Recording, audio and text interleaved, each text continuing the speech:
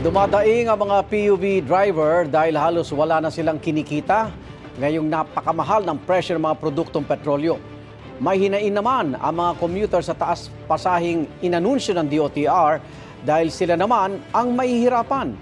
Mula sa Quezon City, may unang balita live si Bea Pinlac. Bea. Igan, tuloy-tuloy ang pagtaas ng presyo ng produktong petrolyo.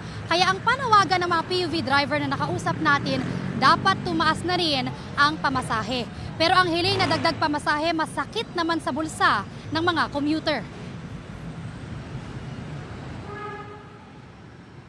Tila walang preno ang pagtaas ng presyo ng petrolyo bunga ng krisis sa Middle East.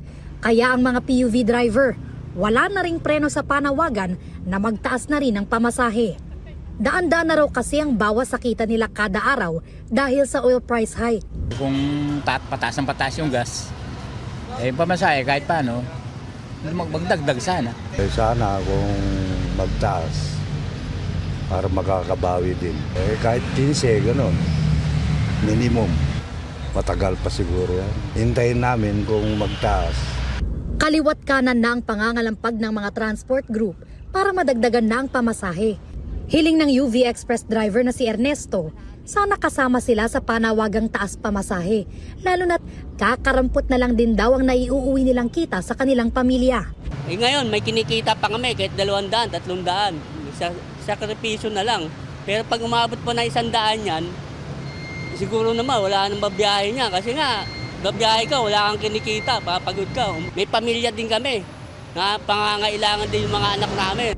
Huwag daw sana barya lang ang dagdag pamasahe dahil hindi aniya barya lang ang tinataas ng presyo ng krudo. Kasing UV ang medyo malaki sa UV.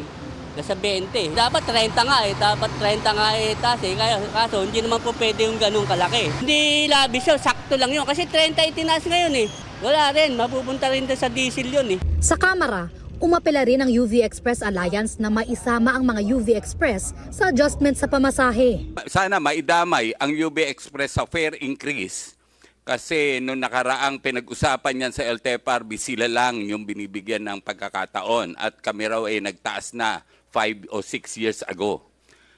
Sana pagka nagtaas pangkalahatan kasi karamay kami rito sa problemang malaki natin sa petrolyo.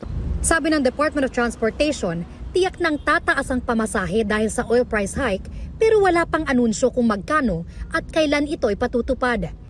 Pero dahil masusundan pa ang taas presyo sa produktong petrolyo sa susunod na linggo ayon sa Department of Energy, sabi ng mga PUV driver, dapat agad na ring isabay ang dagdag pamasahe. Pag tumaas na yan, wala na kami kinikita. Wala na, anong gagawin namin? Alam bumiyahe kami ng bumiyahe, wala kami kikitain. Mas masakit sa amin, kasi biyahe ka ng biyahe, wala naman kami kinikita. Daing naman ng mga commuter, sila ang talo, lalo na't hindi naman tumataas ang sahod. Kailangan yun na lang muna, ma'am. Kasi yung sahod hindi naman nataas. Kasi pasahero lang kami. Lalo kami maghirap sa mga commuter. Dadagdag na naman yung gastusin ko sa araw-araw. Kahit sabihin mong ₱5 lang yan, kung araw-araw mo naman ginagamit.